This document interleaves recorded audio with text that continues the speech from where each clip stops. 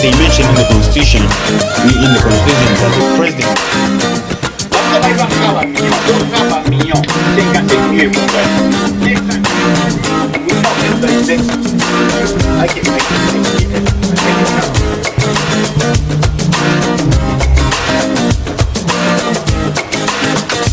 Jambo yenu wandugu, karibu kwa Kongo Yetu TV. Kama ni mara yako ya kwanza hapa, itakuwa vizuri kama una subscribe wandugu. Tuna vitu kidogo mimi tunapenda kuongelea leo. Kama unaona jinsi leo tuko na mgeni bana, kwa nasema mtu mkubwa hata kama anaikaa anakuwa anaona mbali kuzidi mtoto mwenye ama kijana mwenye anasimama. Ndio hivi leo tunaita bakubwa tupate kuongea naye. Leo mgeni wetu anaitwa Issa Ismaili, lakini jina yenyewe watu wengi wanamjua yako ni Res. Ndugu Res, karibu kwa Kongo Yetu TV. Asante sana. Kwanza nimefurahi sana kunialika. Inaitwa yetu Kongo Yetu TV. Kongo Yetu TV ni channel ambayo ni nzuri. Asante. Na kwa sasa kulingana mambo yenyewe uko naongea ambayo ni ya ukweli na yanavutia watu kwa kweli. Kila mtu amekuwa na ile fursa, yani anakuwa na courage ya kuja kufungua Yetu TV na angalie. Kwa hiyo na mimi mwenyewe nimeshukuru kunialika leo kwa kuwa na imani Yetu TV endelea mbele. Merci sana. Wandugu, mambo yenyewe tutaanza kuongea ama kitu kia kwanza yenyewe tutaongelea kwanza bilan ya Felix Tshisekedi. Mnajua Felix Tshisekedi walifanya election 2018 na alitoka resultat ilitoka ndio alikuwa president, na 2019 mu janvier anaanza kutumika. Napenda kujua ndugu Res, Felix Tshisekedi pia aliingia mkiti. Tunajua sasa bantu wanaanza penda wapate changement. Ni pia aliingia mkiti. Est-ce que mnaona analeta changement ou bien mnaona sema kotu continuité? Sababu bantu wengine beona. Mimi nitaongea kwamba Felix Tshisekedi toka ingie kwa kweli bila ya kesho nzuri. Okay. Kwa kuwa aliahidi vitu vingi na mpaka sasa hakuna kitu ambacho kinaendelea. Na ile yote inasababisha kwa sababu unaona Tshisekedi kama Tshisekedi Felix. Ni mtu ambaye anapenda maendeleo. Na ni mtu mwenye alikuwa anataka kuonesha mfano kulingana na wa marais ambao walipita. Ndio.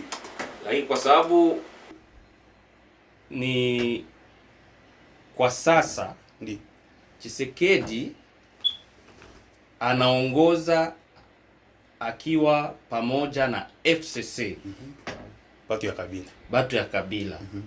Bakishirikiana na Kash ambao wanaungana na Tshisekedi. Maendeleo hayawezi kuwepo, na programu yake yote ambayo anaipanga yeye Tshisekedi ili wakongomani wajisikie kweli sasa tumeingia kwenye amani na tunakuwa na maisha ambayo kila mkongomani anaweza akasema sasa niko vizuri, itakuwa vigumu. Sasa ilibidi afanye je bana, maresultat yanatoka batu wa FCC, batu wa Kabila banatoka na majorite mu parlement. Felix Tshisekedi abana na majorite mu parlement. Ilipendeza afanye nini ndio kusema pate kuongoza nchi vizuri? Unaona Kongo, sisi wa Kongomani hatutaki maendeleo.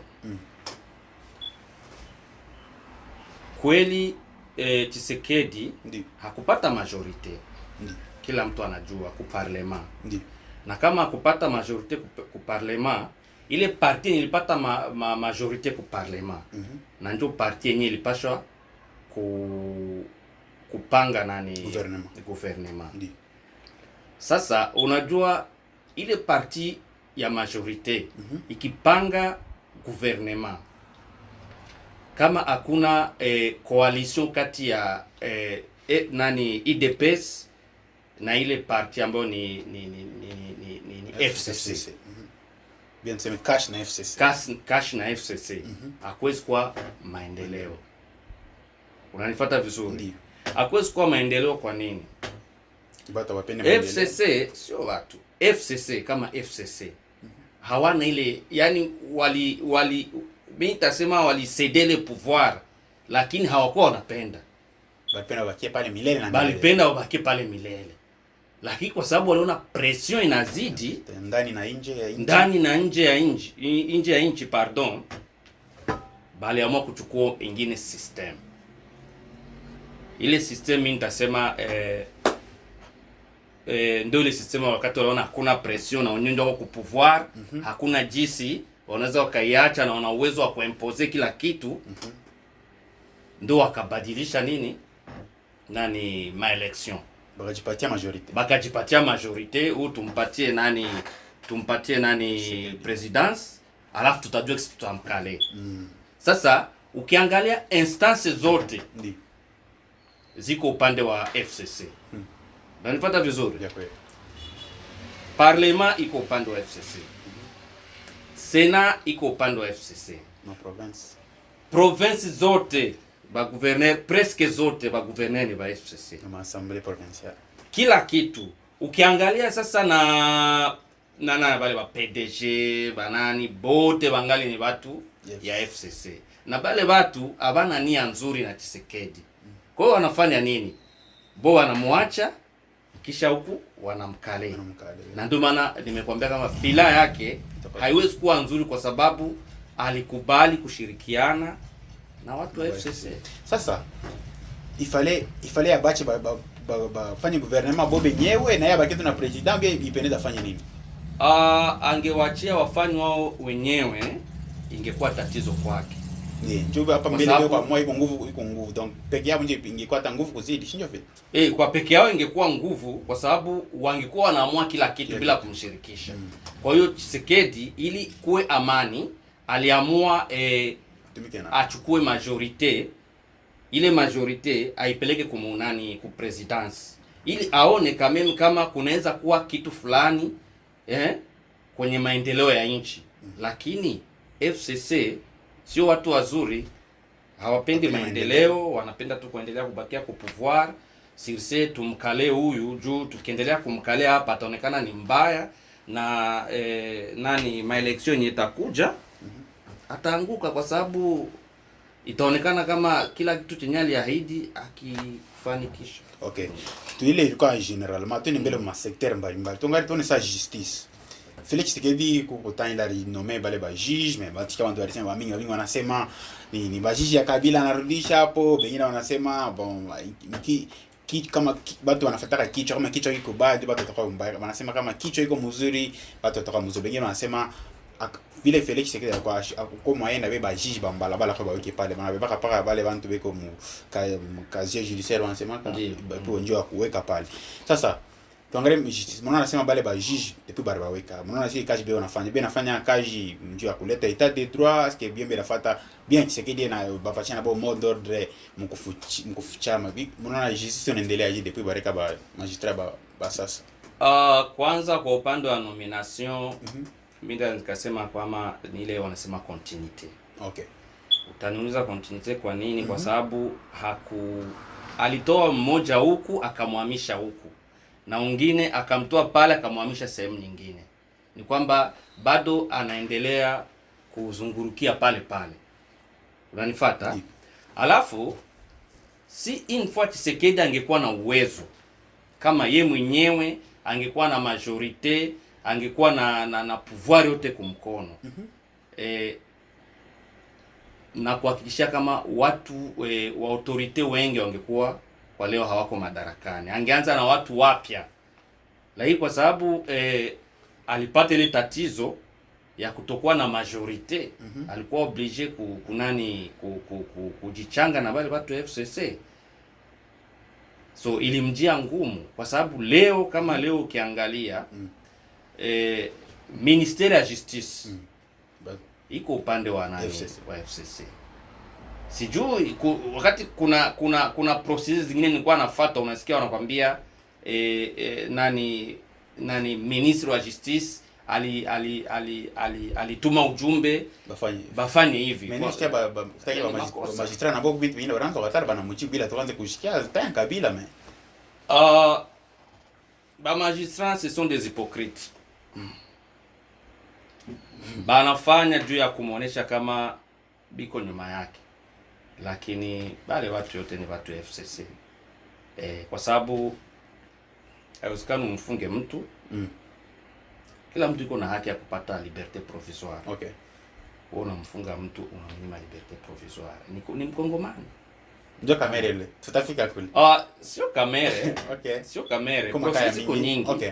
Process ziko nyingi, kama ule kulikuwa journaliste wajuze kama watatu wanawanyima liberté provisoire nini, unakuja kukuta hawatendi haki, lakini wakitaka ile yote ni kunani, unajua njia ya kuwaonesha watu kama hii government haiko vizuri, inakuwa wako na njia nyingi. Wewe utafikiria pengine ndo sheria, lakini ni njia ya kumkwamisha Tshisekedi. Mais niloni dernièrement hapa kuko je pense bureau ya assemblée provinciale ya Kinshasa, bari shtaki ba journaliste batatu, Israel Mutombo, Peter Tiani, je pense kama na Edmond Izuba hivi simkumbuke vizuri. Mais barenda banasamba wanarudia, ndio na bengine wanasema banona etat de droit, barenda banasamba wanarudia gani zamani, kama barenda samba mara bafungia paka kule. Sasa ina ma avance ile deja. Bale bakwenda kusamba. Bale balikuwa wanaenda kutoa maelezo. Unajua kutoa maelezo. Yaani kuna wakati Mike Mukebai alipita kwenye kipindi akaongea. Baada ya Mike Mukebai kupita kwenye kipindi akaongea, ilionekana kuna maneno mengine aliongea ambayo sio mazuri juu ya Assemblée Provinciale. Sana. Sawa? Sasa wale unajua ndio maana nakwambia kama kuna vitu viko politize. Bien que wanatoa ile liberté, lakini ukienda au fond, ukienda ndani ya maneno, lazima watakupiga kale. Unanifuata? No. So ikaonekana baba ite bale watu abakwenda kusamba, waenda kutoa maelezo na walirudia. Okay, mais Tshisekedi alilombaka pale shika hiyo prêter serment aliita wandu kwake wa Martin Fayulu, lazima mkwenda tutumike pamoja.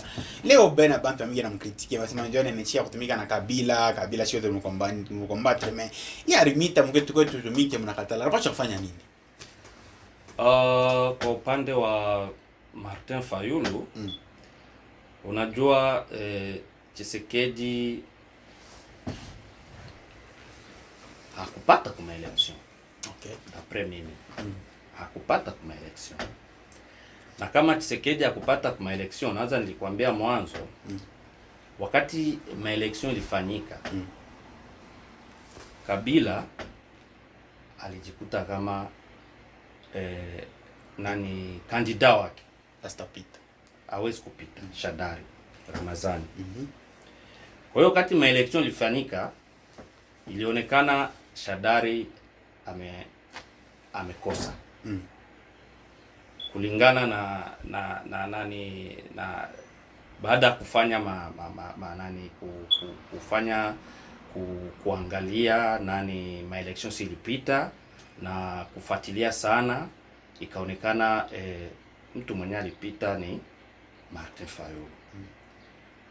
Sasa mouvance ule wakati ilikuwa ni mouvance presidentielle ambayo ndo Kabila na kompania yake. Okay. Ilionekana sasa wameona hakuna jinsi ya kufanya. Bakisema tunamproklame Martin Fayulu. Ramazani, okay. Shadari vita na kwa kuwa fuje na tension ilikuwa sio nzuri. Watu wote walikuwa wanasubiri na IDPS na watu wenye sio IDPS, na ukiangalia opinion international yote ilikuwa inabrake macho, maana ni kwenye election. Kwa kweli election haikupita vizuri. Kwanza wa representa wa kutoka India pakuja ta umoja, bo walichagua. Unaona, walichagua leta huyu juu wanajua aba batakuwa upande wetu. Unaona? Ile ile urne yenyewe walileta. Je pense que we mwenyewe uliona ilionekana ma bombardement, ma urne ziko zinaunguzwa, bana prolonger, tutafika kule kwa nini bale watu hawakupenda. Mais ile iliunguzwa haina mpaka ya Martin Fayulu, ni ya watu wote. Parce que bali chakula mpaka ya Martin Fayulu ndio baliunguza. Sio watu wote. ile ni maanani ilikuwa ni maurne zile sio ya Martin Fayulu. Okay. Ilikuwa ya bale watu wote walikuwa wanapaswa kupita kuwa nani bali tosha ile candidature. So kwa nini kwa upande mimi nakwambia kwa nini balifanya vile? C'est parce que abakuwa il n'était pas pour bakose nani il n'était pas pour mtu mwingine kupita kunani kuma election.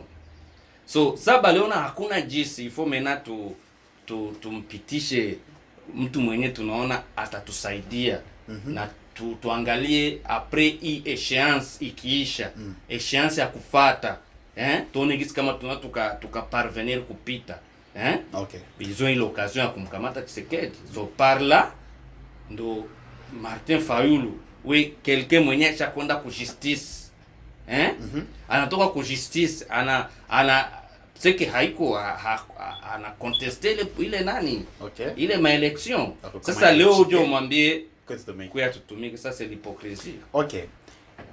Est-ce que mnasema baliangalia ndio banaona nasema Martin Fayulu ndio aliwina. Est-ce que pourquoi ashikuweze kuprouver? Ndio banasema Martin Fayulu alisema aliwina, mais shiko kwenda kusamba nenda kani makarton kama ni 12. Sasa kama makarton 12 ndio mtaka kama PV ya combien? Plus de 7 millions voix. Yeye anasema alipata plus de 62%, c'est qu'il est makarton kama 14, jamaa basha kwa vile vingi vyote hivi. Ashinda kuprouver. Kwanza maelection haikupita kuvua mzuri, sio kama unajua. Ile ndio kweli. Hata Tshisekedi mwenyewe anasema. Hata ukiangalia kuko ma parties mwa ma election ilisha mbele. Kukivu bali kamata ile ile makartasi ya kufanyia ko vote. Ingine bali mwanga. Ukiangalia hata Nanga façon aliproclamer haiko ile ndio unapaswa kuproclamer, proclamation haikuwa mzuri. Et puis ils ont retardé kwa kutosha ma election kwa nini? Yala chunga ma resultat yo. No, ilikuwa ni tricage. Baada ya kuona baisha kosa bana, hakuna njia nyingine ya kufanya. Bon, il faut tout doser pour que tuangalie gisi tutafanya. Et quand ils ont vu que Tshisekedi c'est quelqu'un qui mérite kuwa pale na balikuwa na imani ke bakitia Tshisekedi batu bata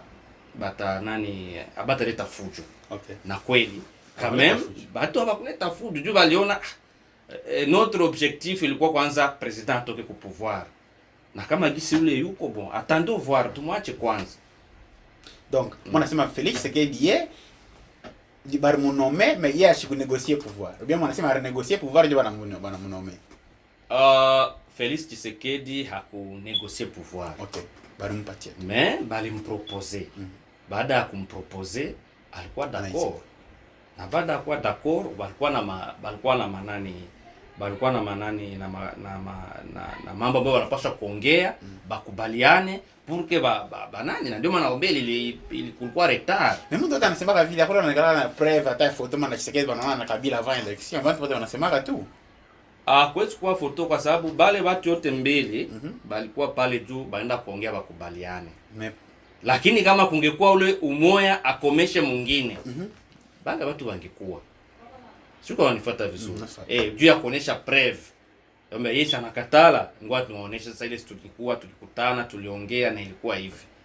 Lakini ukiangalia selon gisi mambo inaenda, puisque parti comme UDPS unaambia kulipatikana tu president, alafu ba député wote banakatika ba gouverneur, c'est pas possible. Ma irregularité ilikuwa ya mingi ma election japo ndio hata Tshisekedi mwenyewe anasemaka mingi bipitika hivi. Mais sasa hapa ma election ile toka 2023. Sasa na wao wenyewe wanasema Tshisekedi iko na besoin ya kutengeneza nchi, mais coalition ndio kunaribisha. Sasa wa combat c'est vrai que bien anatumika pamoja hapa. Sasa ndio kufanya sema hii mambo isijirepete mu 2023. Inapendeza kufanya nini? Ili hii mambo isijirepete 2023, il faut que parti unique yenye inapita kwa pouvoir. Unanifuata?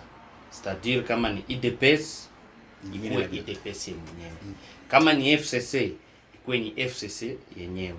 kama ni Moise Katumbi na ensemble ikuwe ni Moise na ensemble bo peke. Nyamani sebi kwa nguvu sana hapo sasa ni mtu kwa majority yote njuma parti mnene na kwa ya mingi wa IDPS mu ensemble na inaonekana sasa itakuwa mnene kuku baba FCC na bo wako ba tipo timu kubwa. Siku hizi kuna system ya majorite.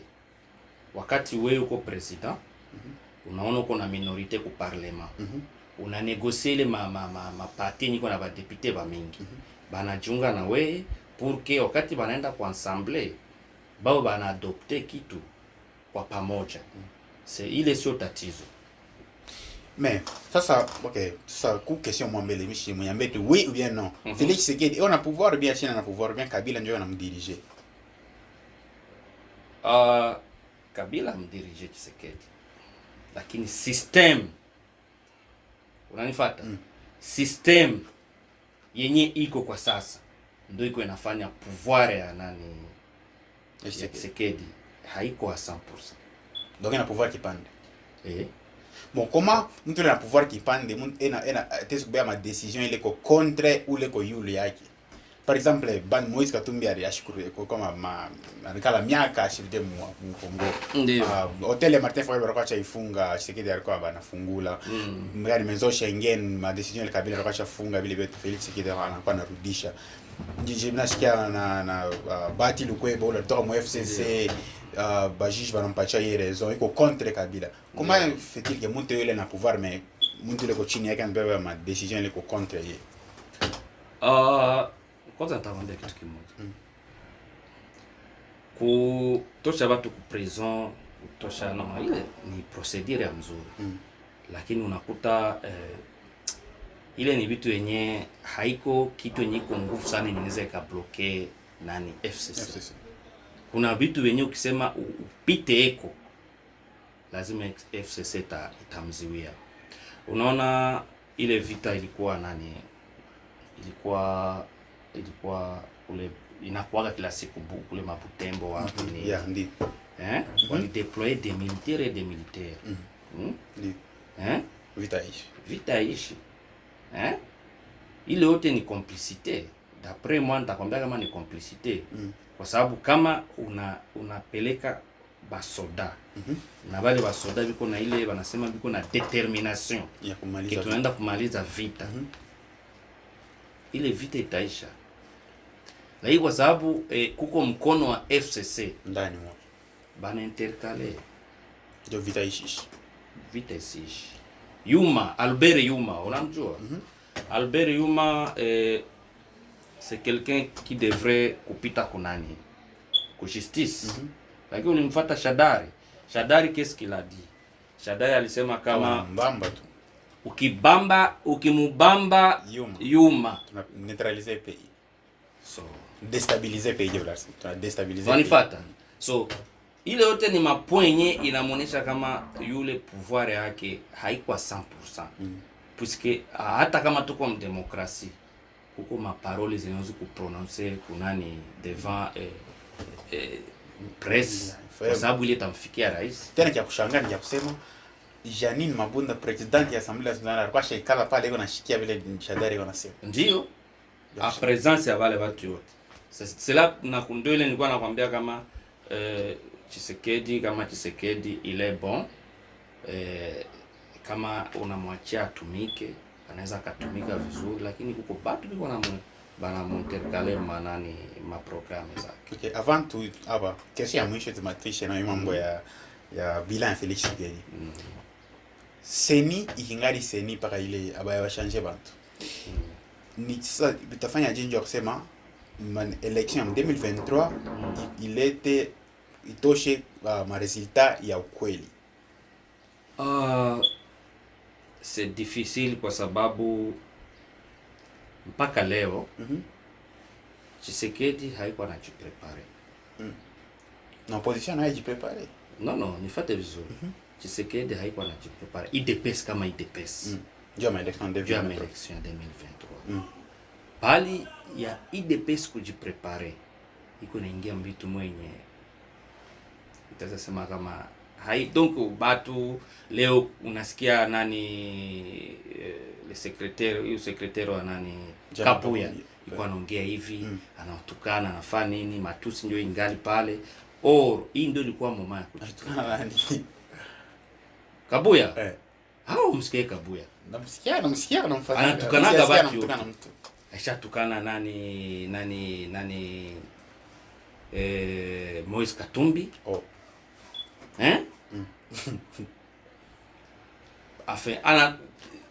Orgueil. Iko vitu mingi alisema. Unaona? So alafu unakuta point nyingine niko très nécessaire. Jusqu'à présent mwenye angali juu ya kuprepare ma election angali nanga. Va changer tsenia. Va changer nanga. Nanga ni pire Kabila tuseme. Nanga ni pire Kabila kama iko pale maana iko upande wa Kabila. Yeah. C'est là pour dire que na nanga ni vigumu kumuelimine nanga puisque pour que nanga atoke ina maana ni nanga yuko société civile. Na neno ya mwisho inatoka ni ku parlement. Ba député ndo banadopte. Bale ba député biko na majorité. Unanifuata? Ukiangalia nani ba gouverneur wote ni watu ya FCC. Na wale ba chef ya quartier ya nani wasiba tafanya ma election wote bangani ni watu ya FCC. Sasa kunaambia kama election ijayo itapita vizuri. Tuko leo hapa na kuasire kama election yenye itakuja haitakuwa mzuri. Donc biko nguvu kufixer les problèmes. Kufixer problème gani? Ya seni ndio kusema election ipate ma election ya ukweli ma election. Haiwezi kuwa ya ukweli na nanga angali pale. Donc baki changer ban do biko nguvu faut mbele parlement mkwe bantu bengine ndio kusema decision itatoka kule kwa ya bien ndio museni mkwe bantu baadhi. Il faut pour que ma election ipite vizuri. Il faut kwanza nanga ule atoke mwenye atakuya asikuwe upande wa FCC. Hakuwe netre. Mzuri. Or leo c'est difficile kumpata mtu yuko netre. Biko nguvu. Kuma election. Ndio vile. Mimi nasikia. Sawa, mimi nasikia leo nasema mambo ya balance sekeli tunafunga ile. Mambo mengine ni mambo ya Pasteur Mukuna. Pasteur Mukuna anaanza démarche yake hapa. Anasema Kabila ifaa wamfunge. Kabila anaua pays, anaua vyote mama somo, ma hospital, ma compagnie ya l'État, donc yote vinakufa, mais bobo anafungula mabintu privé hapo. Anasema inchi donc ishakufa. Après donc ma démarche ya Martin ya Pasteur Mukuna tunaona bantu wanamfuata watu wanakaba mingi wanamfuata, mais video moja inakuwa toka nje inakuwa kuharibisha mambo.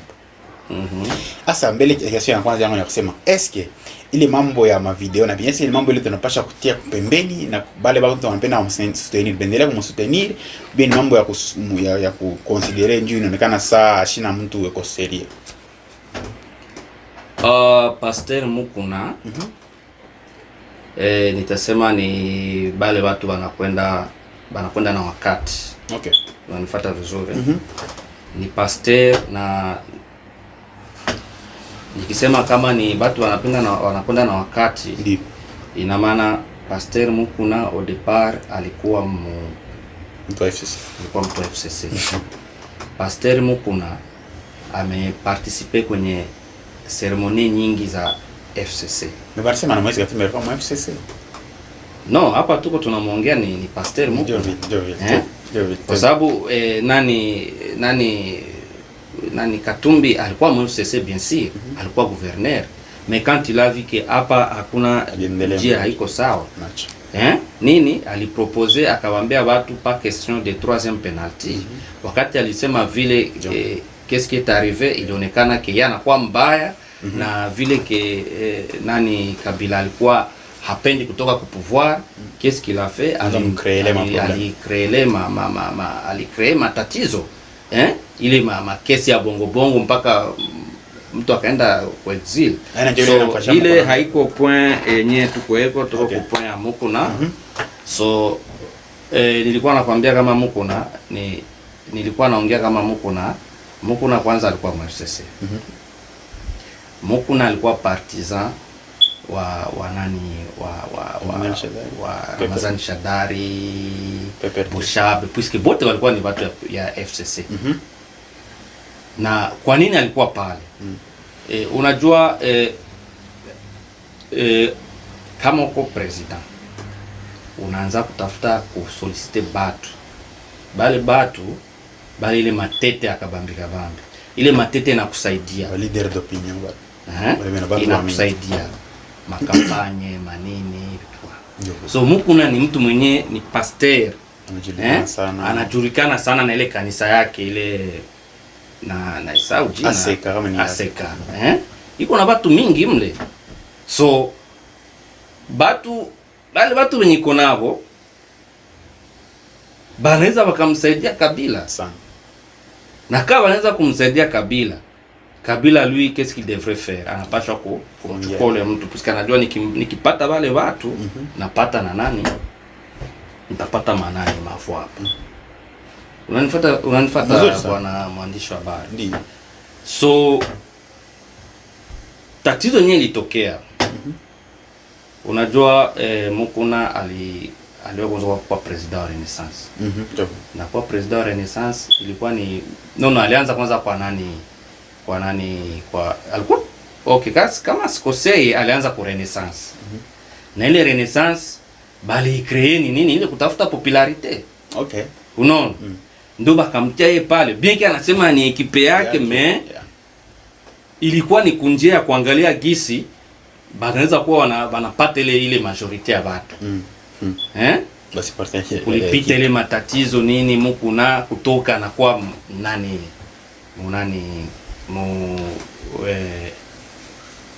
nani Motema Pembe. Okay. Kwa Motema Pembe pale tena bitu haikuendeka Mukuna ule anatoka. So tatizo inakuja. Ndio maana nikwambia bale ni batu wao wanakwenda na wakati. Kabila pour le moment haiko ku pouvoir. Mwenye ku pouvoir pale ni Tshisekedi. IDPS. So yeye hawezi kuendelea kubakia kule. Ifo anakwenda na Tshisekedi. Kwa sababu ndio nakwambia ni watu wanakwenda na ile na wakati. Anajua niko kwa Tshisekedi, acha naanza kumcombattre Kabila, puisque nikimcombattre Kabila Tshisekedi atani récupérer et je vais donc biko pale juu ya maintérêt. Bien que ni pasteur lakini biko pale juu ya maintérêt. Kule kwenye alikuwa anapata bien que anasema ke hakuna intérêt alikuwa anapata pale, hakuna hata franga mwenye alikuwa anapata, lakini alikuwa anapata franga. Mais combat ile wanafanya shida bampa mingi na bet sema leo banasema watu wanasema njoo shida mchie Tshisekedi kama mfungia Kabila. Mais shinjo ile démarche mko nafuata. Pourquoi pas kumsupporter bashi? Ile action alipaswa kuifanya bien avant. Alikuwa mu FCC. Alikuwa mu FCC na kama alikuwa mu FCC quand il a vu qu'il y a eu des morts kwa ile ma periode yenye ilipita ya mzee mpaka ngafikia yeye nani Joseph asikusema kitu. Kwa nini alikaa kimya? Ndio maana nakwambia walikuwa pale juu ya maendeleo. Lakini bangekuwa pale ndio sema niongee ukweli. Ndio ilikuwa mama yeye kutoka na kuongea kama mimi najiopose na Kabila, anatoa ile mapoint zake zenye anaona kama ziko kweli. Alisema ke ule sio mtoto wa wa mzee Laurent Kabila. Alisema mauaji ilikuwa mengi. Alienda akaenda akapeleka plant ile vitu tatu. Alipasha ifanya mwile periode yenye iko kule kwa nani angejiopose avant. Le même cas nakupa mfano kama vile Moise Katumbi. Alijitosha akuyakuwa hata ma election. Kabila ingari mpouvoir na akajitosha. So na yeye kama alikuwa anapenda kuonesha kama kweli yuko contre na nani na vile vitu ambavyo vilifanyika. Alipaswa kujiopose bien avant. Lakini puisque Tshisekedi ashakuwa ku pouvoir ndio unapata ile time ya kuongea. Na kana mtu anapaswa kubaya sheria.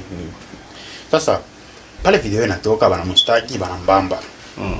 Est-ce que ile mambo ile tezi kwa bana mbamba hivi ndio mimi anabisha anasema ile video haina mie ni ba FCC bana monte vile vitu. Est-ce que ile tezi kwa ile batizo wanamfungia vya kweli viol bien ile tezi kwa ba FCC bana manipuler vitu pale ndio wamfungia huko. Pale mie je ne suis pas sûr et je ne suis pas pour. Okay. Naweza sema pale vile jeune. Unajua pour que kuonekana ukweli ifo kukwe mapreve, na pour que onekane ni bongo muko na kufanya vile ifo kukwe mapreve. C'est vrai que tuliona filme ile ile image, il y a probabilité l'image inaweza kuwa monter, il y a probabilité l'image inaweza kuwa ya kweli. Attendons voir kesi imesha kuwa dossier iko justice, tunapo itafika justice iko pale, najua pour que kumkondane mtu kunapasha kuwa mapreve. Na ile mapreve ndio itaonesha iko innocent au iko coupable. Mzuri. Comme ça yetu kwa mambo ya justice, Vital kesi mwenene sasa kwa ni kesi ya Vital Kamerhe. Ile ilikuwa ile wenyewe bantu wote wanaanza kufuata. Bantu wote wanaanza ichunga. Vital Kamerhe anaisha moi bien moi na karibu une semaine. Yani kala analomba liberté provisoire wanamkataria, analomba liberté provisoire wanamkataria. Na Vital Kamerhe anaanza msupsone sana. Avant mbele tunaenda kama mambo yenyewe alisamba. Anaanza msupsone sana. Nasikia 15 mia napotea bana Vital Kamerhe. Ngapi napotea ilikuwa Vital Kamerhe? Est-ce que Vital Kamerhe ilipendeza paka pite ku justice ou bien ni kwa ni bantu tu bana mchukia, haina tezi kwa haina mtu mwenye anaweza kwa nayo. Njuma tunasema Felix Tshisekedi anapenda, anasema sana combattre corruption, mais mtu Vital Kamerhe beo anamsupsone. Sasa leo mbele vile walimfunga bata Vital Kamerhe bengine wanaanza sema Felix Tshisekedi anamgeukia. Est-ce kama Felix Tshisekedi alisimama ende ku justice mbele ba mwenkete vile bantu wanamtaya sana? Est-ce que na bana muone uko kone bana mfunga, est-ce que haipashi kumgeukia tena Tshisekedi leo wasema yeye ndio anamonivre Kamerhe? La politique c'est la démagogie. Na politique usina confiance na mwenzako hata siku moja. Okay. Eti juni rafiki yangu huyu hawezi kunilivre. Mimi nitakupa mfano. Unamwona Thomas Sankara na Blaise Compaoré. Nawaza walikuwa wanatofautiana ni saa ya kulala. Lakini saa yote balikuwa biko pamoja. Mais qui a tué Blaise Compaoré ni Thomas Sankara. Blaise Compaoré. Pour hii niko nakupa hii ni mifano. Ndio. Tunakwenda Burundi. Burundi, Rajab Hussein. Okay. Balikwenda kufika pale, banakamata pouvoir, anakamata Peter Nkurunziza, anamweka kwa pouvoir. Yeye anabakia secrétaire wa parti. Nkurunziza qu'est-ce qu'il a fait? Leo nani iko par terre. Rajab. Okay. Alimfunga, yeye kulikuwa manigance. Hivyo. Ile ilikuwa ni example nilikuwa nakupatia. Nipenda tu nikuonesha kama ku politique tout peut arriver. Kila kitu kinaweza ikatokea. Mais mimi siwezi kuhakikishia kama nani Tshisekedi ali livre nani Kamerhe puisque ni problème yenye iko na inaonekana. Balifanya projet, ile projet ilikuwa ni projet, unajua wakati balingia ku pouvoir ilionekana ile gouvernement yenye iko haiwezi haiwezi kufanya kazi. Démissionnaire. Balikuwa pale kwa ile bref de liko pale, il faut baoneshe quand même kama balifanya kitu fulani. Okay. Baka créer ile kazi. Programme ya 100 jours. Programme ya 100 jours. Bali créer, baada ya kucréer kaonekana bon. Baka ya approuver, il faut que tu y mettes en marche. Baka ipeleka pale. Manyumba, maso de moton na nini. So kazi ilienda. Na unajua tatizo ya kazi, nitarudia kule kwa Kamerhe. Unajua probleme ya wakati uko mprojet. Projet na kuaga nzuri kama uko ishaipanga toka mbele. Lakini kama ni projet ambao unaicreate hapa sasa, inakuwa na mariski. Kwa sababu haukujiprepare. So hauwezi kubambia watu tutafanya projet 100 jours na ile projet ishe. Ile ilikuwa ni vigumu. Kwa sababu kulikuwa irregularities zilikuwa za mingi zenye mtu hawezi jua. Okay. Unanifuata? So ile projet wakati ilitoka batu wanadai kama Kamerhe alikula ile franga. Mais d'après ukiangalia gisi Kamerhe kwa anajidefendre. Kwanza Kamerhe sio mfungwa. jusqu'à présent. Yeah. Hein? Angari présumé innocent. Présumé innocent. Ok. Pour dire que ni justice haijakuwa na ukweli si réellement que c'est Kamere mwenye aliiba ile franc. C'est bien que imeanza sasa procès. Hii ilikuwa deuxième journée. Journée ya kwanza kulikuwa ma irregularité za mingi, ikaonekana bende kwanza bajipange ba complete ma document. Leo balikuwa pale kila mtu alijidefendre, lakini je pense que bien ulimfuata Kamere. Okay. Pardon, alisema dès le début mmeanza mpaka hivi jina yangu sijaona iko cité. Na kama iko cité sioni kwa nini niko hapa. Nilipashwa kama mko mnaongea mwe iko cité pale ni c'est le gouverneur, c'est l'état et monsieur Jamal. Mais hakuna fasi hata moja mlisha msema nani jina yangu. Sa kwa nini niko hapa? Cela du coup kumuonesha kama jusqu'à présent nous ne sommes pas sûrs kama ni yeye au haiko yeye. Tuache justice ifanye kazi yake. Sasa kesho nyingine Vital Kamerhe mbele mjustice nani ya siku yake ya kwanza ya procès. Ni question ya baruliza kwa kwanza baruliza kama barijuana na Jamal bote wanakatalia ansashi mje Jamal ansashi mjue. Mais après quand ma photo inaanza toka. Est-ce ile hii hati kwa create tena problem nyingine akasema Orlando sasa myaona naka mjuane mema mafuta yanakuwa kutoka mnajuana mnaosha kuona. Unajua justice haikuwa kia barabara. Justice inatokaga hapa, yani ile kuongea. Mimi naweza kuwa nilifanya kitu fulani. Na kweli unanishtaki kama nilifanya kile kitu. Na il faut prouver réellement est-ce que ni kweli. Mimi kama nilikuwa je pense bien ulimfuata aliongea. Kama kubiro yake ana recevoir batu wa mingi. Kama ana recevoir watu wa mingi, ashije watu wote. Hawezi kujua watu yote. Yeye celebre watu wote wanapenda mafoto naye. Bien kile mafoto yuko kunani yuko pale anaongea, kuna nyingine mafoto bako naye kumuziki, kuile sherehe yake na Amida. Mais kama alisema yeye hamuyue, anajua kama atajidefendre. Justice iko pale tio, tuliona picha, ndio tuliona picha. Sasa we ile picha ulipiga na ule mtu ayonesha sema ni wewe réellement haiko wewe. So kama unajidefendre ni tatizo kidogo. So ile kusema ile ni unajua bakinoa batanisamee juu bakinoa bana tabia kumjije mtu avant que justice ijajije. Na ile ndio iko natuma banashindwa kuwa na maendeleo. Kwa sababu bo pale ya kuanalize kitu bana kamata moja kwa moja, bana kamata ile tatizo moja kwa moja, bana itia kumkongo ya mtu na haiko vile. Tatizo kama iko ni acha ile tatizo justice ifanye ile kazi yake na après tanani. Si Kamere a dit que batu walonesha ile mapicha ile yote ni kufanya nini? Kutaka kuhamasisha watu, kuonesha, kusensibiliser watu, kuonesha kama kweli Kamere iko coupable, iko anakatala kitu fulani na alikifanya. C'est vrai, lakini kama alisema vile seke anajua yeye mwenyewe atajidefendre na anaweza kujidefendre na akaganya process.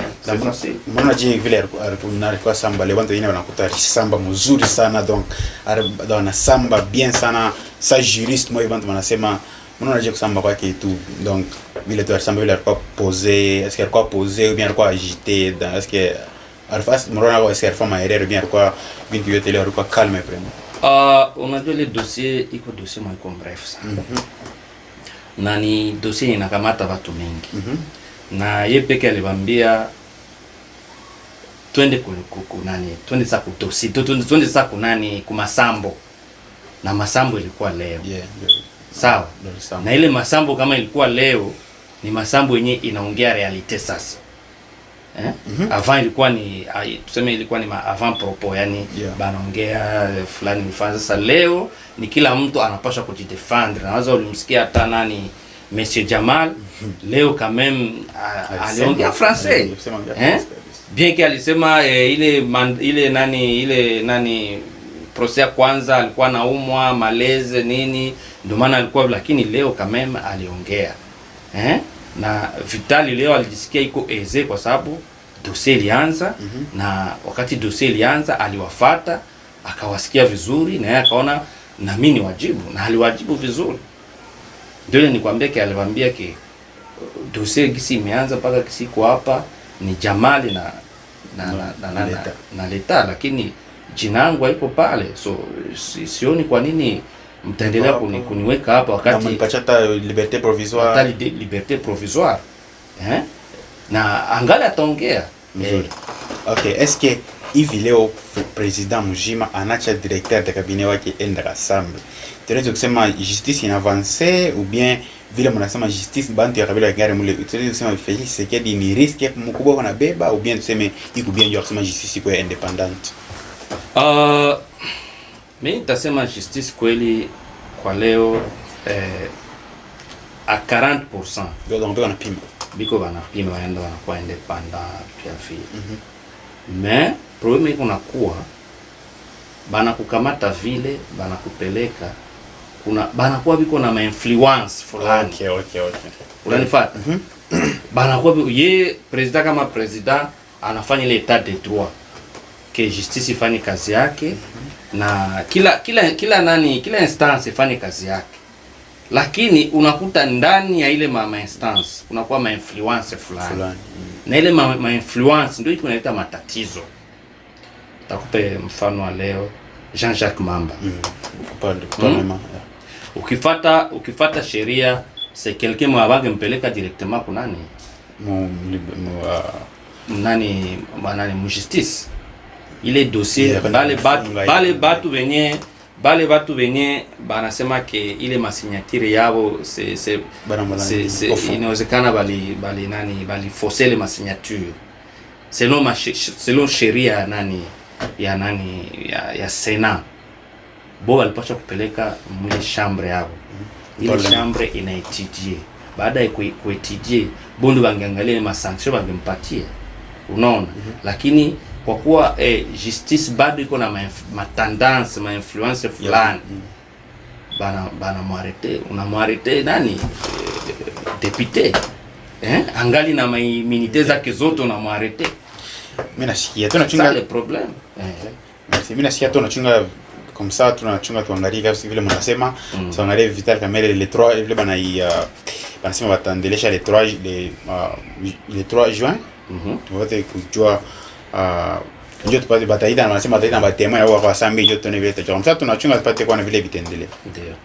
Azali matushie kidogo mambo ya Jacques Mamba, acha nimeliza kidogo mambo ile procès. Jean-Marc Kabunda anasema Sénat na Assemblée nationale Congrès pamoja bana dépenser presque 7 millions de dollars.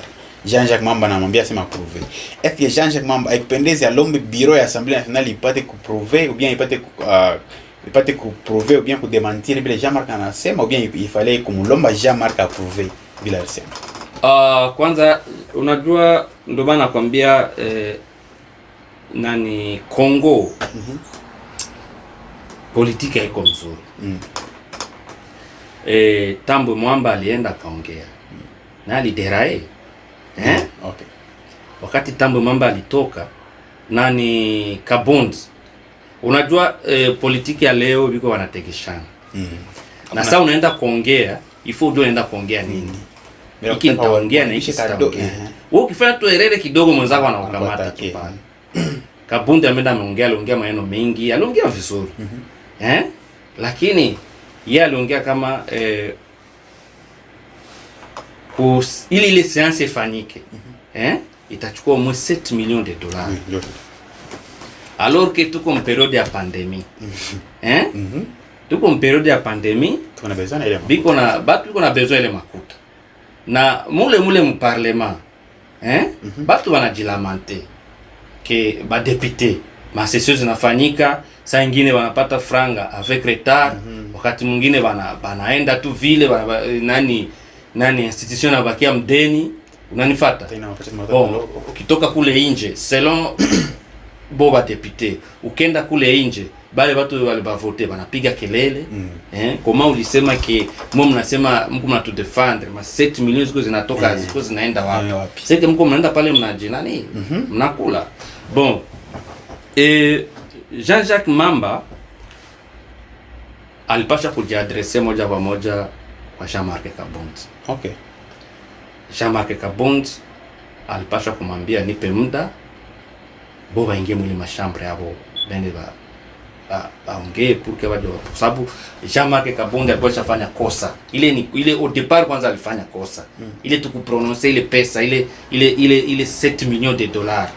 Alifanya kosa selon ile malwa zabo za Senat. Asingepasha kusema ile kitu mbele ya watu. Unaona? So yakaongea. So il faut approuver yeye en personne du yendo aliongea. Il faut approuver comment ile pesa inatembea. Mais okay, Jean-Marc Kabund anasema mais Jean-Marc Kabund yeye ndio kichwa ya biro ya Assemblée Nationale. Jani na abapashi kulomba biro ya Assemblée Nationale banasema Jean-Marc Kabund anasema hivi. Tone mbele mwe mnasema Jessica vile anasema ni vya kweli bia ni vya bongo. Ndio akisema ndio wapate sasa kumwataka Jean-Marc Kabund.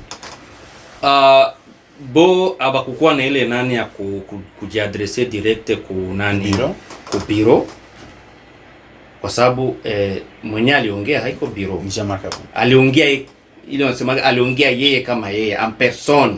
Ndio aliongea akujiadresse pale kama biro. Wala biro haijamtuma pale. Unanifuata?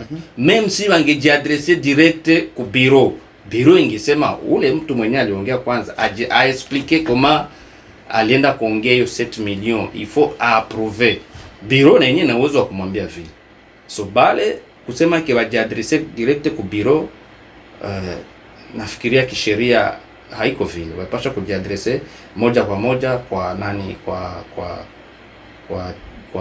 kwa Jean-Marc Kabund.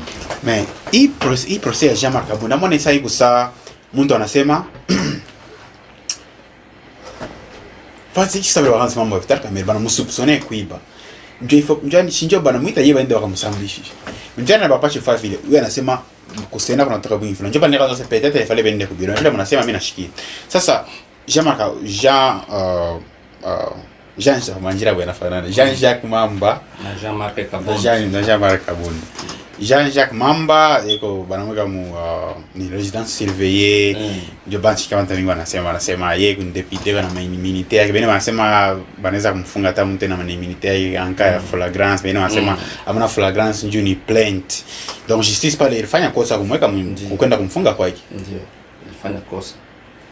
Ndio bana nikwambia wewe unamchukua mtu mpaka leo uko mnamtia kwa residence surveillée. Alifanya nini? Kuna kitu alifanya.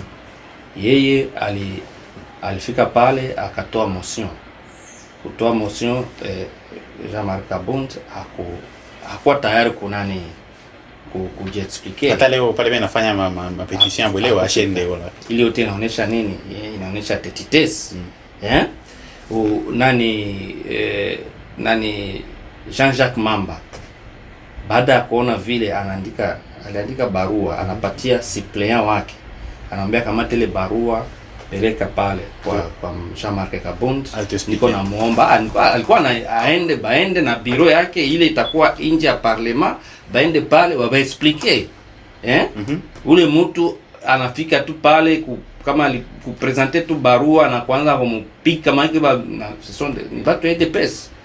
Ndio walimpiga. Unaona? So ile yote ilikuwa inaonyesha kama ni ile mtu analewa na pouvoir. Unanifuata? Et puis le lendemain kuko session batu wanakuya yala kunani. Kama batu kweli walikuwa wapendi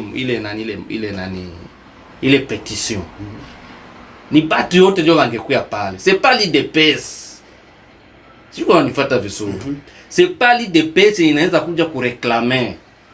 Batu wapasha kureklame ni batu yote.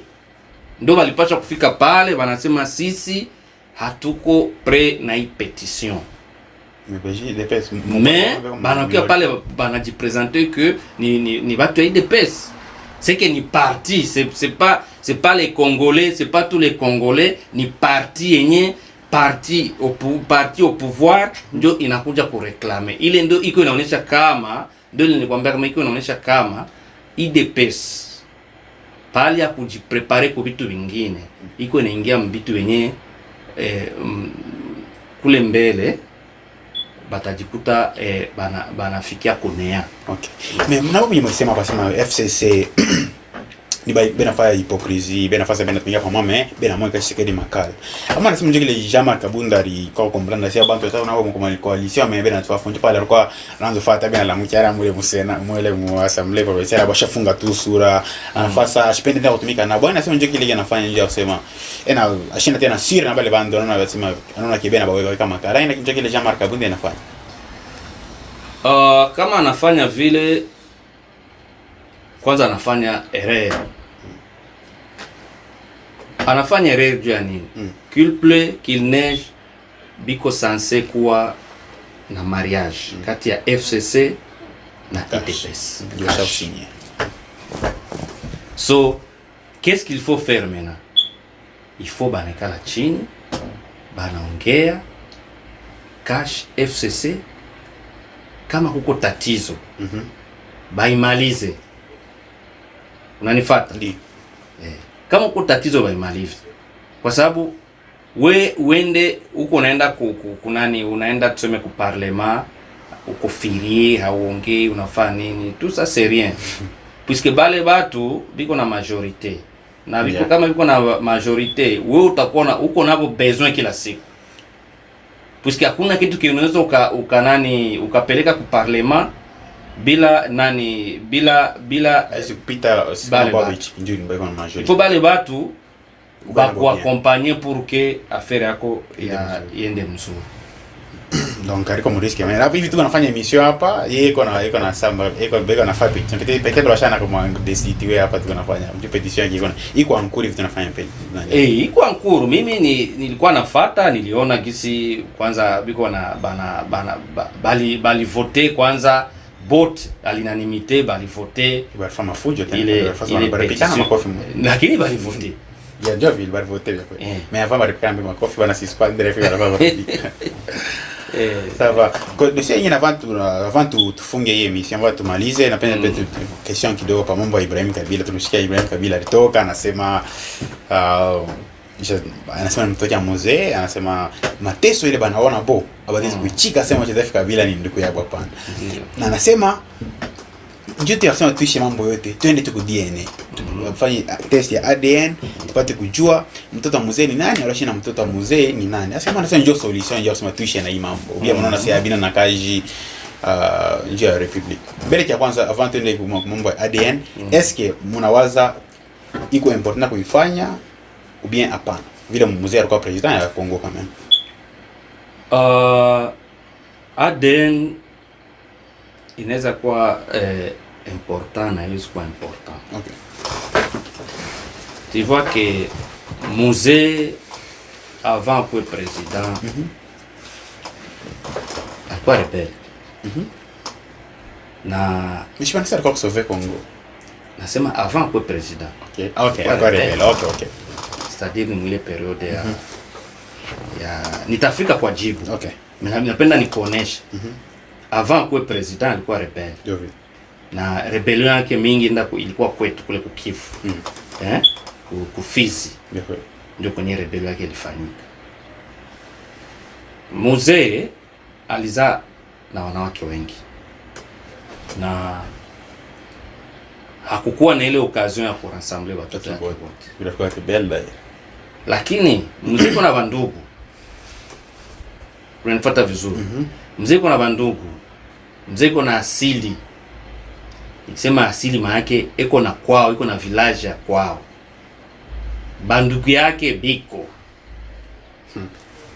Unanifuata?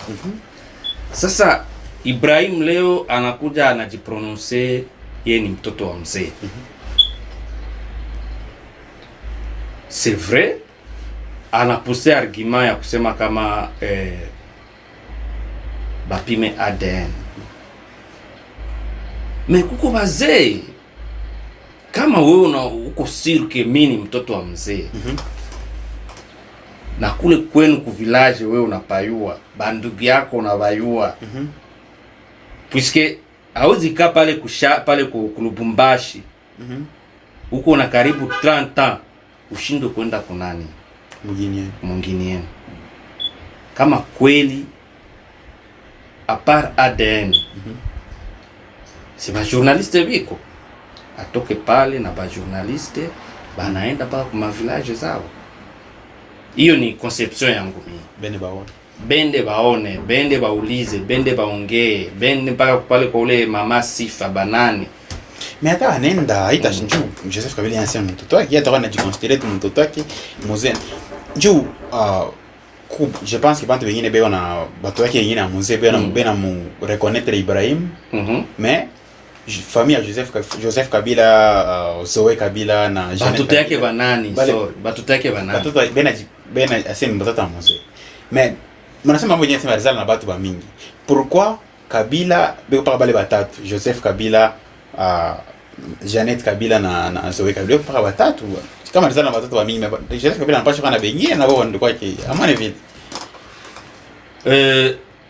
Nilikwambia ama Kabila aliza batoto ba mingi. Mzee Kabila. Na presence ya Joseph iko na doute Mkongo. Okay. Iko na doute. Na ile doute mpaka leo hayakuwa na realite. Ya Joseph Kabila mwanzo. Ya Joseph Kabila. Moi je pense que kujitokeza kusema niko mtoto wa nani? Wa mzee.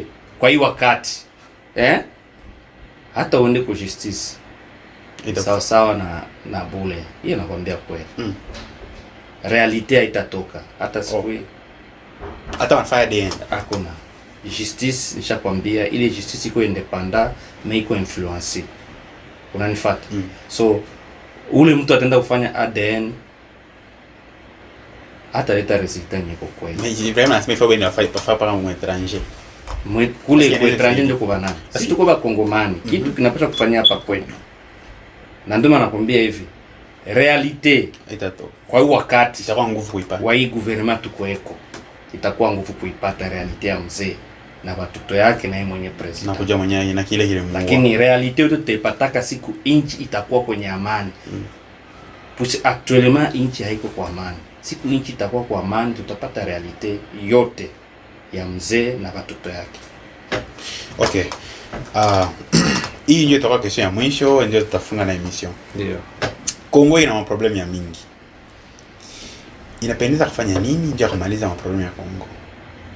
Faut tafuta president wala atapata na majorite yote ndio kusema kwa ya gérer vitu vyote na president il faut kwa nani? Il faut bafanye ile walifanya opposition kwa pamoja ndio se bawine ma election pamoja. Il faut kufanya nini ndio kusema tupate sema pays pate kudecoller vile napendeza kudecoller na vitu viendelee mbele. Il faut kufanya nini? Kongo iko na probleme za mingi, c'est vrai. Nafikiria nikwambia mbele pour que Congo idemare na ikue vizuri. Il faut que regime ikuwe moja. Okay. Regime ikuwa moja, Kongo itademare. Donc tawina presidence. Tanke Kongo ingali na regime yenye inakamata parti mbili zenye ziko na tendance different. Hakuwezi kuwa maendeleo hata siku moja. Est-ce que Kabila ni problème ya Kongo? Nilikwambia kama le problème c'est pas Kabila, le système ya Kabila ndio mbaya. Unanifuata? Faut idebolo. Kwa sababu Kabila kama Kabila huko batu ndio wanampeleka vile. C'est pas lui mwanakuwa na donner manani. Batu ba inje bien ndani. Ba ile staff yake ndio inampelekea makosa. Okay. Pusi kuna ba conseiller, kuna ba ministre, iko batu wenyewe na baamini bakimwambia kitu. Professeur. Bale batu walishakaiba sana. Bangali wanahitaji couverture. Na pour que wapate couverture, il faut que baendelee kwa pouvoir. So purke kupatikane amani na kupatikane president mwenye ataongoza nchi kwa amani na nchi endelee mbele, il faut president akwe parti ikwe moja yenye liganye tudem kunani majorite na ndio itapeleka nchi kwa amani, kwa sababu itakuwa na uwezo wa kufanya madecision zake yenyewe. Ku parlement iko na majorite, batu biko wanatumia kwa mabiro zote ni watu yake, nani wa militaire ni batu wenye biko ordre yake. Utaona nchi inabadilika na inakuwa kwenye amani, lakini tanke tunakwenda mwe system ya coalition jamais hatuwezi kufika. Merci sana wandugu, tunafika kwa mwisho ya emission yetu leo. Ndugu Res, shije kama mbona neno yote ya kuambia wakongomani avant tupate kumaliza emission yetu ya leo. Neno la kwanza nitaomba watu, nitaongea juu ya COVID-19. Okay. Watu wafuate sheria yenye Ministeri ya Sante inatuambia. Wavae mamaske, waoshe mikono, waache kusogeleana. Tunataka mimi na wapa tuko na distance. Naomba watu wafuate ile kitu na itakuwa vizuri, itawasaidia. Neno ya pili, nashukuru sana kuni-invite leo. Yetu TV Kongo ni imani itaenda mbele. Kongo Yetu TV na imani itaenda mbele. Asante sana. Na nashukuru kwa sababu watu wengi wanaenda wanaiangalia. Ndio. Na inaonyesha maendeleo. Asante sana. Wandugu, ndio mwisho ya emission yetu ya leo. Naomba mpate kukabula hii mavideo, mtumie watu wote hii mavideo, tumia mtu kwa Afrika, Australia, Asia, Europe, North America, South America, hapa Marekani, tumia mtu wote. Kongo Yetu TV ipate kufikia fasi yote na itakuwa mzuri sana. Wandugu, tunamalizia hapa. Mungu awe nasi, Mungu atulinde na mkumbuke tuko pamoja.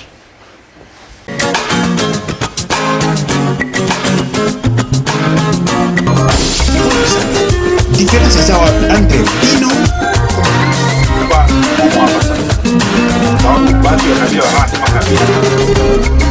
here when they mention in the constitution that the president